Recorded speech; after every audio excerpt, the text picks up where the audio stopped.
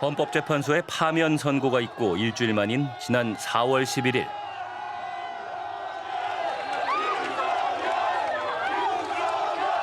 윤 전 대통령이 한남동 관저를 나왔습니다. 내란 사태 이후 한남동 관저에 집거하던 김건희 씨의 모습도 처음으로 카메라에 포착됐습니다.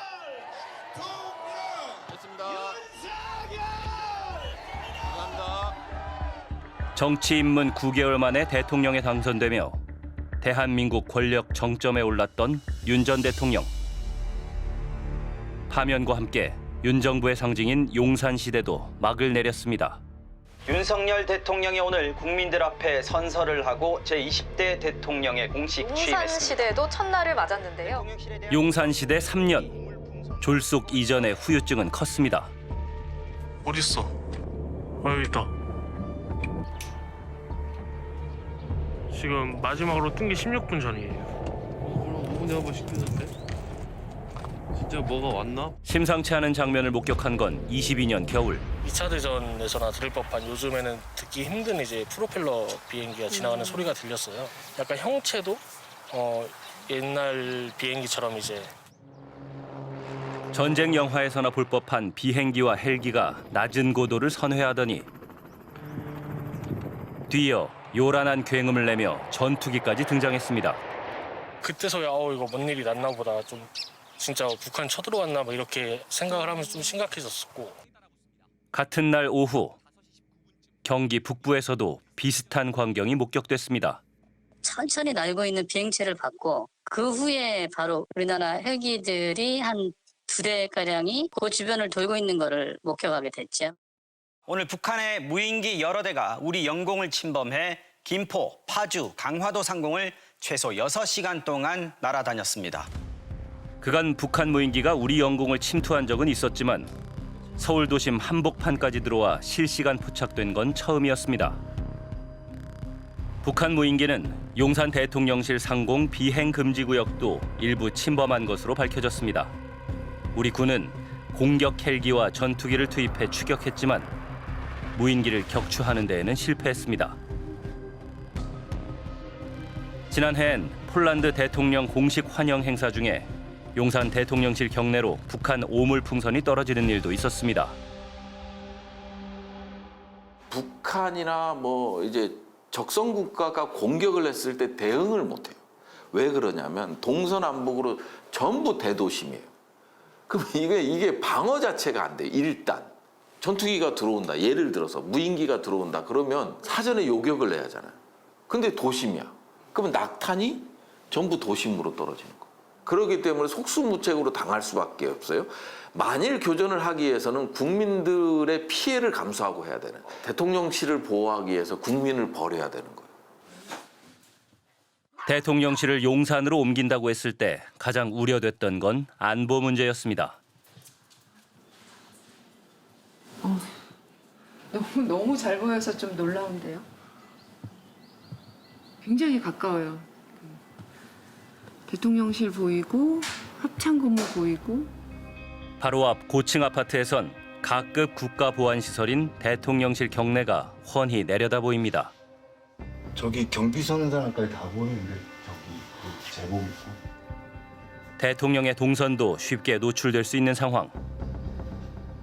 게다가 대통령실이 용산으로 오면서 국군 통수권자인 대통령과 군 지휘부가 한 울타리 안에 있게 됐습니다.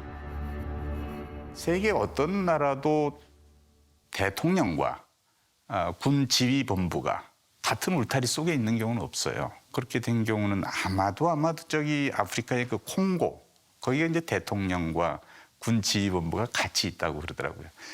그런데 이제 정상적인 국가에서는 그 어려운 일이죠. 지리적으로 분리하는 것도 안보적 관점에서 정말 중요하거든요. 누가 죽더라도 누구는 살아 있어야 되는 거거든. 근데 그게 아니에요. 대통령실만 목표로 하면 우리 안보 시스템은 모든 게 무너질 수 있는 거예요. 대통령실 주변엔 미군 기지시설 일부가 남아있다고 합니다. 인근에 미군 정보부대가 있습니다. 다마나 사이에. 미국의 NSA 파견대가 와 있거든요. 거기가 전세계 감청하는데 바로 옆이 집무실이니까 2023년에 도청 소동이 한번 벌어졌어요. 미국의 NSA, 국가안보국에서 전 세계 감청한 자료가 이게 1급 기밀로 분류돼 있었는데 이게 미국에서 폭로가 됐거든요. 미국 정보기관이 한국의 외교안보 고위 당국자들을 도청한 정황이 파문을 키우고 있습니다. 한미 정상회담을 앞두고 있던 2023년 4월 미 국방부 기밀 문건이 유출됐습니다. 문건엔 우크라이나 포탄 지원 방안을 놓고 고민하는 우리나라 국가안보실 고위 관계자들의 민감한 대화도 담겨 있었습니다. 용산에 들어갈 때 집무실 공사를 위해서 2달 동안 인허가 수준이 좀 낮은, 보안 수준이 낮은 업체들이 많이 투입이 됐다고 보도가 됐어요. 그 결과가 도감청 아닙니까? 그러면 정보를 필요로 하는 기관들은 그 물 만난 고기였겠죠. 안팎의 우려에도 불구하고 윤 전 대통령은 대통령실 용산 이전을 밀어붙였습니다.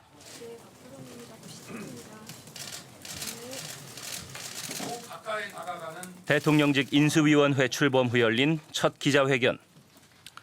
용산 국방부와 합참구역은 국가안보지휘시설 등이 잘 구비되어 있고 청와대를 시민들께 완벽하게 돌려드릴 수 있을 뿐 아니라 경호 조치에 수반되는 시민의 불편도 거의 없습니다. 조감도까지 준비해가며 당선인이 직접 밝힌 집무실 이전지는 용산 국방부 청사였습니다. 대선 캠프에서 정책총괄 지원실장을 지낸 신용한 교수. 당선 날까지 용산은 단 한 번도 거론된 적이 없었다고 합니다. 이건 3월 9일 날 당선되고 3월 10일 기자회견용으로 만든 문서입니다. 대통령이 일하는 방식이 바뀌면 경호도 거기에 맞게 바뀌어야 된다 등등등을 하면서 당연히 그 광화문으로 이전하는 내용을 답변에 써놨습니다. 자, 그러면 최소한 대통령실 이전에 관해서 3월 10일까지는 단 한 번도 용산이라는 말이 나온 적이 없습니다. 그런데 3월 14일 당선되고 4일이 지난 다음에 갑자기 긴박하게 국방부 청사 등등을 둘러보게 됩니다. 바른 소리, 쓴소리 하는 친구가 되겠다. 갑작스레 등장한 용산. 온갖 추측이 난무했습니다. 아니 지금 일부 이제 소문으로는 김건희 여사가 관저가 그 안에 있는 거를 되게 별로 탐탁치 않아 해서 자꾸 바깥으로 지으려고 뭐 용산으로 가는 거 아니냐 이런 얘기 실제로 있어요. 그거는 전부 지금 가짜 뉴스 만들어 퍼뜨리는 거예요. 가짜 뉴스입니까? 가짜 뉴스죠. 왜냐? 처음에 이걸 구상할 때 예. 저기 정부 종합청사를 가냐 거기에 붙어 있는 외교부 청사를 가냐밖에 없었는데 경향신문의 국방 전문 기자가 용산시대를 열으라 그러면서 쓴 거예요, 칼럼을. 그래서 그걸 담당하는 실무자가 그 신문을 보고 그러면은 경향신문 기자 아이디어에서 나온 거예요, 그렇죠. 용산이? 예. 그 무렵 국방부 출입 기자들 사이에서도 비슷한 이야기가 돌았다고 합니다. 본인도 다 얘기를 하고 다녀요. 본인이 김용현 씨 만나가지고 이런 얘기를 했었고 저런 얘기를 했었다. 내가 한 거 맞다. 무릎을 탁 치면서 야 그거 좋은 아이디어다 이랬다는 거예요. 윤 전 대통령과 함께 내란 사태 주요 피의자로 기소된 김용현 전 국방부 장관은 당시 청와대 이전 TF 부팀장으로 대통령 집무실 이전을 주도했습니다. 아이디어를 제공했다는 기자를 만났습니다. 김 전 장관과는 군사 전문 기자로 활동하면서 오래전부터 알고 지낸 사이였다고 합니다. 아마 그날은 제가 대통령 선거일로 기억을 하는데 3월 초쯤이었나요? 선거일로 기억을 하는데 선거가 끝나면 한번 얼굴을 보자 해가지고 사전 약속이 돼 있어가지고 김용현 전 국방장관을 만났죠. 만나서 이제 고민을 하고 있었어요. 광화문 청사로 가려는데 해답이 없는 상황에서 이거 어떻게 하느냐. 당선인이 청와대를 나와서 이 집무실을 옮기겠다는 의지가 너무 강력해가지고 그 문제에 대해서 이제 고민을 하고 있었고 제가 이제 제시했던 게 패러다임을 바꿔라. 왜 광화문만 집착하느냐. 용산이라는 데가 대안이 있는데. 하지만 이 정도로 빨리 밀어붙일 거라고는 생각지도 못했다고 합니다. 글쎄요, 저도 깜짝 놀랐어요, 사실은. 시뮬레이션도 해봐야 되고 마스터 플랜을 짜가지고 해야 되거든요. 그리고 가장 이제 제가 그거를 제시했을 때 국방부 합참을 이전을 전제로 제가 얘기를 한 거거든요. 그래야만이 안정적으로 대통령실이 들어올 수 있고 정착할 수 있는 거고. 남재령에 전시 지휘소가 있는 청와대로 들어가지 않겠다는 당선인의 의지는 확고했습니다. 일단 청와대 경내로 들어가면 제왕적 권력의 상징인 청와대를 벗어나는 것이 더욱 어려워질 것이라고 생각합니다.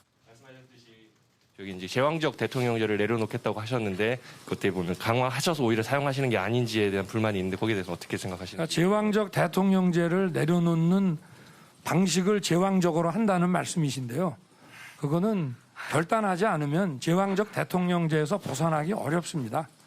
일단 이 공관이 의식을 지배한다고 저는 생각합니다.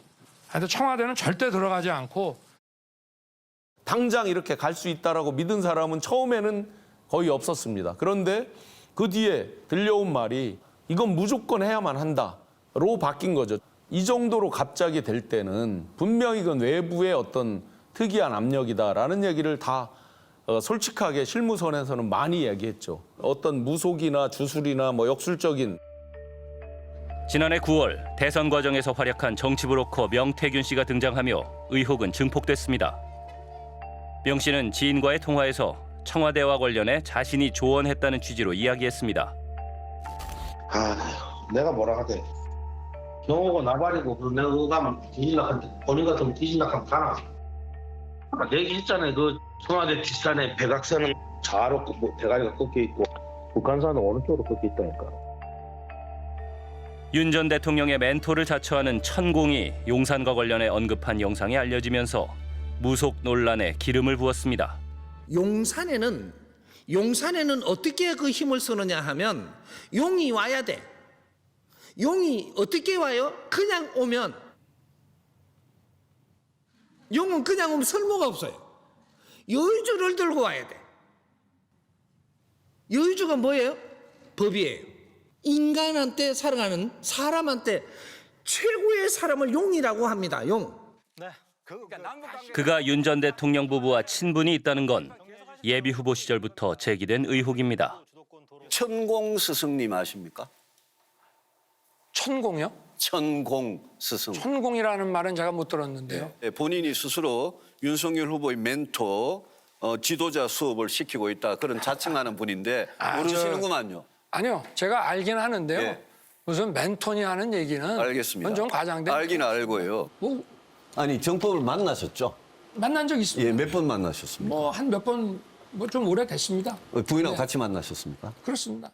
주인 자리에 그래도 청와대 개방을 20여일 앞두고 천공은 자신의 강연에서 묘한 이야기를 꺼냈습니다.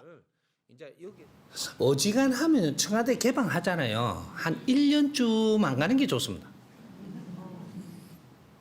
그 구신들 많습니다. 그 안에 지금. 그 아내가 바깥에 모르도록 억울한 일을 당한 사람이 엄청나게 많은 데입니다. 그 아내가. 대통령실 이전이란 중차대한 결정에 무속의 입김이 들어간 건 아닐까. 선생님 안녕하세요. 저희 그 MBC PD수첩에서 나왔는데요. 좀 몇 가지 여쭤볼 수 있을까요? 좀 몇 가지 여쭤볼 수 있을까요? 네, 앞으로 가지 않겠습니다. 물을 거 없어. 저 용산 이전 관련해가지고. 네, 선생님께서 뭐 윤 전 대통령 부부와 소통하신 거 없으세요? 앞에 말씀하시라. 아니면은 윤 대통령 부부한테 용산 이전 집무실 이전하라고 좀 조언하신 적은 있으실까요? 여기까지. 이걸 누가 왜 이렇게 결정을 하고 대통령이 그 무리한 결정을 했는지 지금도 밝혀진 게 없어요. 안 되면은 천막이라도 치고 대통령 직무를 시작하겠다. 이렇게 그냥 확 벌려버리니까 청와대에 대한 어떤 극도의 반감인데 이것이 어떤 합리적인 이유라고 설명을 하기가 어려워요. 이제 당선되고 바로 운영위를 지원했어요. 제일 먼저 한 게 대통령실 이전 결정 과정을 보고 싶다. 대통령실을 용산으로 결정했다면 분명 회의체가 있었을 거고 그 회의체의 구성위원회가 있었을 거 아니에요. 구성 인원들이 있었을 거고 그 다음에 이 구성 인원들이 어떤 얘기를 했는지 궁금할 수밖에 없잖아요. 그 자료 요구를 했던 거죠. 근데 자료가 하나도 없다라는 답변을 받은 거죠. 중요 정책 결정임에도 불구하고 자료가 없다. 그럼 누구에 의해서 결정된 거냐?